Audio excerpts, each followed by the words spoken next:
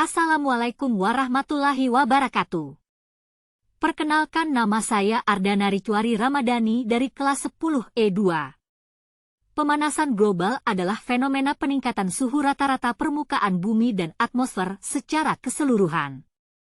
Pemanasan global disebabkan oleh peningkatan konsentrasi gas-gas rumah kaca di atmosfer, seperti karbon dioksida, CO2, metana, CH4, dan nitrogen oksida, NOx.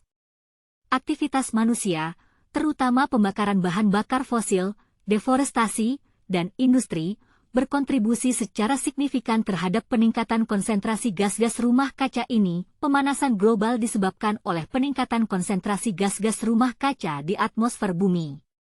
Gas-gas ini memainkan peran penting dalam mempertahankan suhu planet dengan menangkap radiasi matahari dan mencegahnya keluar dari atmosfer.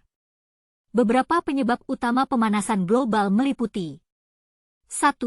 Pembakaran bahan bakar fosil. 2. Pembakaran sampah.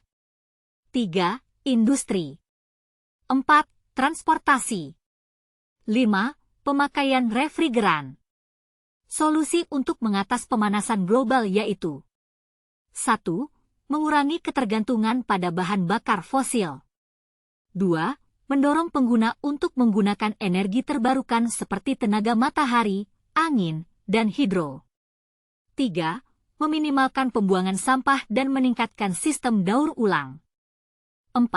Mengurangi produksi limbah dan mengelola limbah dengan cara yang ramah lingkungan. 5. Melakukan rebisasi dan restorasi hutan untuk meningkatkan kapasitas penyerapan karbon. Fakta perubahan lingkungan. 1. Peningkatan suhu permukaan air laut. Suhu samudra secara global mengalami peningkatan sebesar 0,02 derajat Celcius pada Agustus 2019. Suhu air laut meningkat. Peningkatan suhu yang terjadi berpengaruh pada penyebaran spesies dan juga penyakit laut. 2. Menghilangnya salju abadi di Pegunungan Puncak Jaya, Papua. Pada tahun 1850, gletser memiliki luasan 19,3 km2.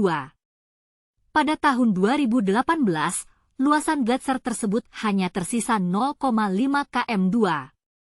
Peristiwa berkurangnya salju abadi menjadi salah satu gejala bahwa peningkatan suhu global benar-benar terjadi. 3. Mencairnya es di kutub bumi ini memiliki hamparan daratan yang berupa es. Sekitar 90% bagian hamparan daratan es berada di Antartika, sedangkan 10% bagian sisanya berada di lapisan es Greenland. Es Antartika dan Greenland memiliki peran sebagai penutup pelindung bumi dan lautan. 4. Kenaikan permukaan air laut. Salah satu dampak mencairnya es di kutub adalah kenaikan permukaan air laut, sebab air limpasan pencairan es tentu akan bermuara di laut dan meningkatkan ketinggian permukaan air laut. Menurut data yang dirilis oleh NASA, kenaikan permukaan air laut secara global meningkat sebesar 97 mm dengan rata-rata peningkatannya adalah 3,3 mm per tahun. Dampak peningkatan ketinggian permukaan air laut ini akan sangat dirasakan bagi masyarakat Indonesia yang tinggal di pesisir laut. Bencana banjir rob dan kenaikan permukaan air yang lebih tinggi saat terjadi pasang akan sering terjadi. 5. El Nino merupakan peristiwa meningkatnya suhu permukaan laut Samudra Pasifik tropis bagian timur dan tengah di atas rata-rata normal suhu permukaan laut. Angin permukaan tingkat rendah yang biasanya bertiup dari timur ke barat, angin timur, di sepanjang ekuator mengalami penyimpangan arah, sehingga angin bertiup dari arah barat ke timur, angin barat. Pengaruh El Nino terhadap Indonesia menyebabkan curah hujan cenderung berkurang. Sementara di Samudra Pasifik tropis, curah hujan meningkat.